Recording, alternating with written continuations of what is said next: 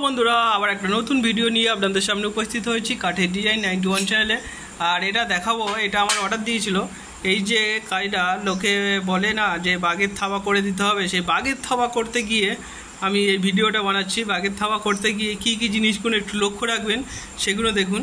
এই যে আমাকে এরকম কাট দিয়েছিল, আমি প্রথমে এখান দিয়ে কেটে এই জিনিসটাকে আমি মেশিন থেকে করে নিয়ে এসেছি। এইভাবে করে নিয়ে এসেছি, এইভাবে বলতে এরকমই ছিল মেশিনে।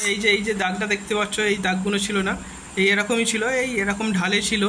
এটাকে আমি বাঘের থাবা করতে গেলে কিভাবে করব, যে অনেকে বাঘের থাবা যা ইচ্ছাভাবে করে দেয়, না সেরকম না। এটা বাঘের থাবা, অরিজিনাল বাঘের থাবা হবে। সেটা বাঘের থাবা, অরিজিনাল বাঘের থাবা করতে গেলে সেটা কি করতে হবে সেটা একটু দেখুন, দেখলে বুঝতে পারবেন যে এটা কী করতে হবে। প্রথমে আমি ড্রয়িং করে নিয়েছি, নিয়ে এই দাগগুলো করে নিয়েছি। এই দাগগুলো করার পরে এই জিনিসটাকে আমি দেখুন কীভাবে কাজ করছি। এই দাগ এপারেও দাগ করে নিয়েছি। দাগ করে নেওয়ার পরে এই জিনিসটা প্রথমে কুপিয়ে নিয়েছি, এগুলো কুপিয়ে নিয়েছি। আর এগুলো বড় এঁকি দিয়ে লাইটে নিয়েছি, যাতে ভাঁজটা একই রকম হয়।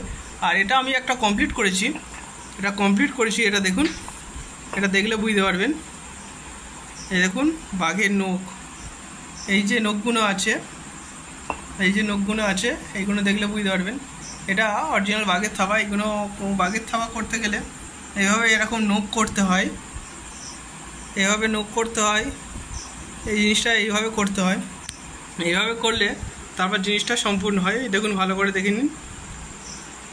দেখে নিন এই জিনিসটা।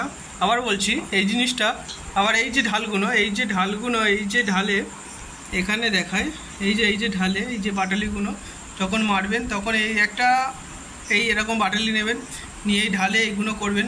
করার পরে এই জিনিসটা একটা ছোট বাটালি নেবেন, নিয়ে এখানে প্রথমে একটা কোপ বসিয়ে নেবেন।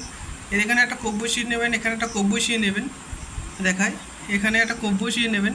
নেওয়ার পরে এটাকে আঁকি দিয়ে প্রথমে দু সাইড থেকে লাভিয়ে দেবেন। এই যে আঁকি দিয়ে দেখুন, এই যে আঁকি দিয়ে দু সাইড থেকে লাভিয়ে দিয়েছি। লাভিয়ে দেওয়ার পরে এই জিনিসটাকে আমি বাটালি দিয়ে ঠিক করে নিয়েছি। নেওয়ার পরে এই জিনিসটা এরকমভাবে লাগছে। এটা অরিজিনাল বাঘের থাবা। যারা বাঘের থাবা বলেন না, বাঘের থাবা কীভাবে করতে হয়, সেটা এই বাঘের থাবা করার জন্য আমি এই ভিডিওটা করলাম। আর বন্ধুরা, এরকম ভিডিও পেতে আমার চ্যানেলটাকে একটু সাবস্ক্রাইব করে যাবেন। আর নতুন ভিডিও পেতে আমার চ্যানেলটাকে একটু পাশে থাকবেন। ভালো থাকবেন বন্ধুরা, ভিডিওটা এখানে শেষ করছি।